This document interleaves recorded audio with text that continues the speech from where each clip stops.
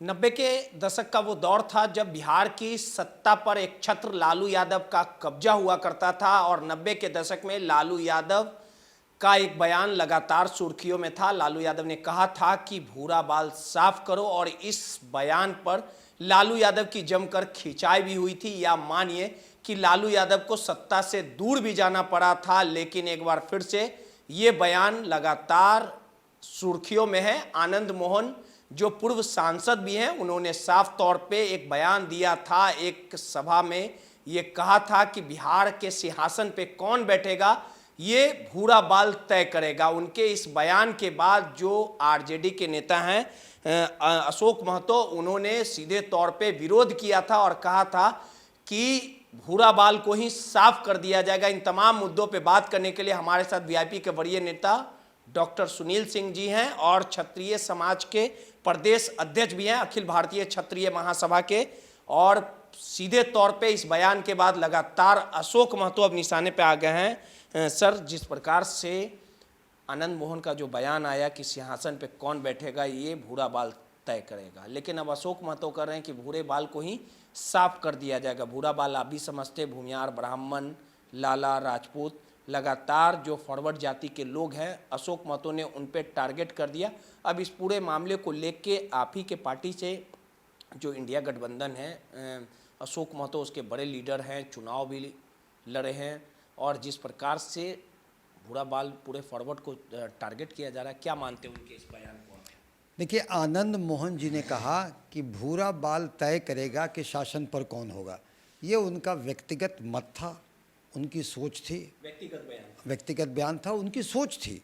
उससे लोग अग्री कर सकते हैं, उससे अग्री नहीं कर सकते हैं। अशोक महतो ने अग्री नहीं किया, वहाँ तक तो ठीक था। आप किसी के मत से अग्री न करें, आपका मत अलग हो सकता है, निजी बयान है, आपको इससे कोई मतलब नहीं। लेकिन उसके बाद अशोक महतो ने नकारात्मक बयान दिया जो समाज में विद्वेष पैदा कर सकता है, और उन्होंने कहा भूरा बाल साफ कर दिया जाएगा। देखिए, एक तो ये राजद के नेता कोई पदधारी नहीं है, राजद के प्रवक्ता नहीं हैं, उनका कोई हैसियत नहीं है। चुनाव लड़े हैं सर, उनकी पत्नी लड़ी है। उनकी पत्नी लड़ी है तो आखिर टिकट दिलवाने का काम तो वही नहीं, आप टिकट देखिए, उनकी पृष्ठभूमि क्या है किसी से छिपा नहीं है। उस व्यक्ति में तेजस्वी यादव शीर्ष नेतृत्व हैं। उन्होंने कितनी बार कहा कि हमारी पार्टी A to Z की पार्टी है। और ये हमारे जो नेता हैं आदरणीय मुकेश सहनी जी, सन ऑफ मल्लाह, उनसे भी कनक्लेव में कितनी बार लोगों की बातें हुई। उन्होंने कहा कि ठीक है, निषाद हमारा परिवार है, निषाद समाज, और निषाद सशक्तिकरण हमारा फोकस एरिया है, लेकिन हम सारे समाज के लोगों को टिकट देंगे। और जब वो मंत्री थे तो पूरे बिहार वासियों के लिए काम किया। चूँकि महाराष्ट्र में डेयरी उत्पादन ज़्यादा था, बिहार में कम था, तो उन्होंने एक ब्लूप्रिंट बनाया कि कैसे डेयरी उत्पादन बिहार में भी बढ़ाया जाए, और इसके साथ ही मत्स्य पालन को कैसे बूस्ट मिले कि जितने मत्स्यजीवी हैं उनका उत्थान हो सके, इसके लिए उन्होंने काम किया। तो कोई इसमें कोई एक पर्टिकुलर जात तो नहीं था, पूरे बिहारवासी था।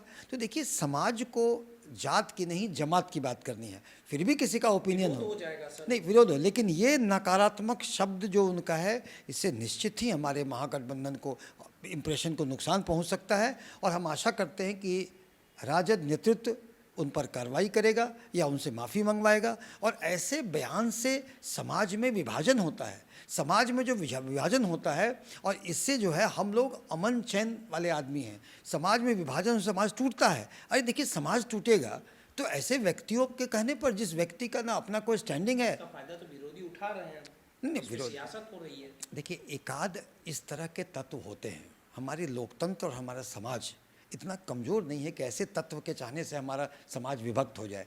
समाज में है, लेकिन हाँ, निश्चित ही इससे तो एक कठिनाई होती है। और ऐसे व्यक्तियों को हमें लगता है ज़्यादा हम लोग को इसको वैल्यू देनी चाहिए। उसकी विश्वसनीयता क्या है, वो क्या है, कुछ नहीं है। वो ऐसे बोल के सुर्खियों में रहता है कि आप हम ये कर सकें। मैं उन्हें कहता हूँ कि अभी भी उन्हें समझ, मैं आशा करता हूँ कि उसे समझ में आ जाएगा और वो अपने बयान को वापस लेगा। कार्रवाई करनी चाहिए, इतना दिन हो चुका है, कहाँ कुछ अभी तक कार्रवाई हुआ है?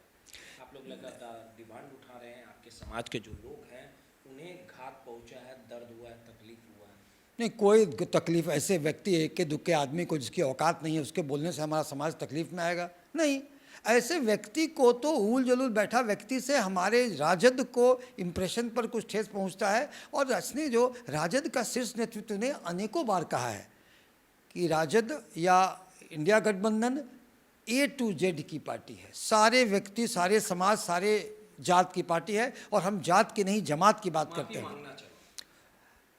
निश्चित ही पहल तो ऐसे व्यक्तियों को, इस व्यक्तियों को इतनी प्रमुखता देनी नहीं बनती है। उसका पृष्ठभूमि क्या आपसे छुपा है? क्या उस व्यक्ति की क्या क्रेडिबिलिटी है?